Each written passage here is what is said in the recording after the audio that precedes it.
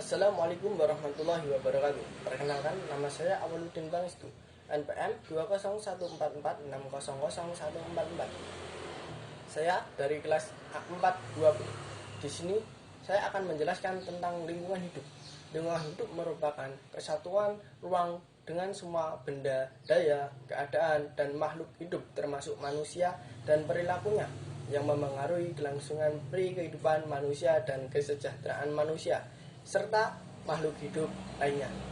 Pernyataan tersebut tercantum dalam Undang-Undang Nomor 23 Tahun 1997. Lingkungan hidup sangatlah penting bagi kehidupan kita. Namun sekarang sudah berbeda. Pencemaran dan polusi sudah merajalela. Data Kementerian Lingkungan dan Kehutanan Sri Nurbaya menyatakan bahwa pada tahun 2020 sampah di Indonesia mencapai 67,8 ton dan 15% adalah sampah plastik. Jadi 15% dari 67,8 ton adalah 10,2 ton. Maka dari itu, kita perlu menjaga lingkungan kita dari sampah. Berikut kiat-kiat agar meminimalisir sampah, terutama sampah plastik.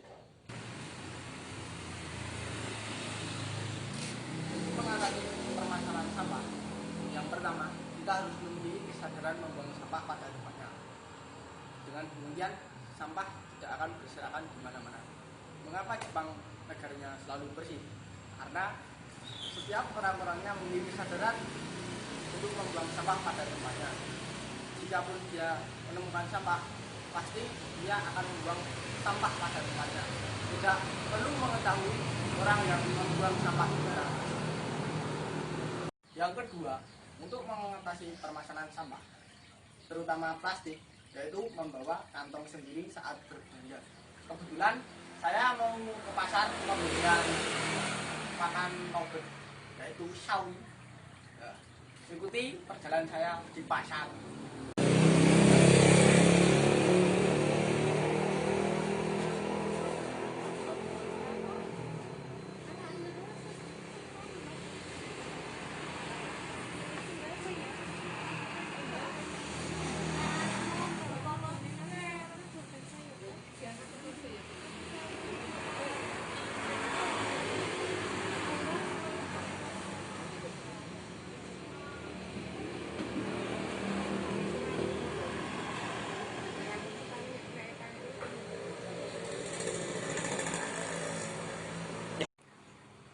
Kemudian untuk menanggulangi sampah, kita dapat mendaur ulang seperti pembuatan water pensil dan pot atau vasnya.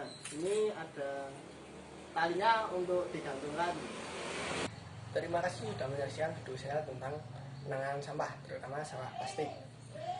Kemudian kita memasuki permasalahan yang kedua, yaitu polusi. Polusi yang belum reda di Indonesia adalah polusi udara. Polusi udara adalah masuknya zat-zat ke dalam udara, seperti melalui pembakaran sampah, asap kendaraan, dan asap pabrik. Polusi udara dapat mengakibatkan efek rumah kaca, dapat berdampak pada menipisnya ozon dan pemanasan global. Pemanasan ini dapat mencairkan es dan kemudian mengakibatkan permasalahan baru, yaitu banjir. Ini harus ditangani dengan betul-betul. Efek rumah kaca terjadi karena penyerapan karbon dioksida yang amat banyak. Berikut cara penanganan masalah polusi udara.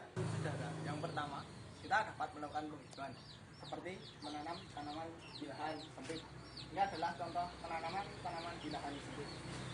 Pada dasarnya, tanaman menyerap karbon dioksida dan mengeluarkan oksigen. Ini contoh-contoh dari tanaman. Ini ada sirih, ini ada jambu, ada cabai, ada buah, ada bintang, itu ada anggur, ini ada asam manis, oh yang ini ketahui.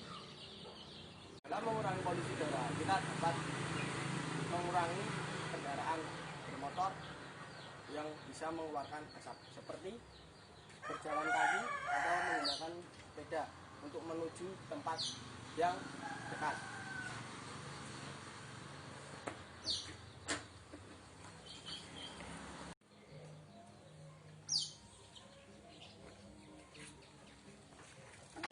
Demikianlah video singkat dari saya. Perlu saya tekankan sekali lagi kepada teman-teman bahwa menjaga lingkungan adalah kewajiban kita. Dengan begitu, alam akan bersahabat dengan kita. Masalah sampah yang belum reda kita dapat tangani dengan yang pertama, yaitu memiliki kesadaran untuk membuang sampah pada tempatnya. Jika kita menemukan sampah di hadapan kita dan bukan milik kita berkewajiban membuangnya pada tempat sampah. Kemudian yang kedua, kita membawa kantong saat berbelanja.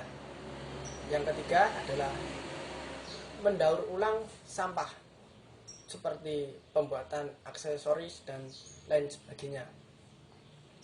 Kemudian masalah polusi udara.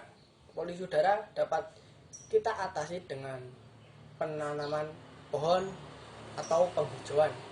Dengan begitu, oksigen akan keluar dan karbon dioksida akan terserap. Kemudian selanjutnya adalah penggunaan kendaraan yang tidak berlebihan. Karena penggunaan kendaraan akan mengeluarkan asap. Di dalam asap terkandung karbon dioksida yang memicu efek rumah kaca. Nah, itu video dari saya.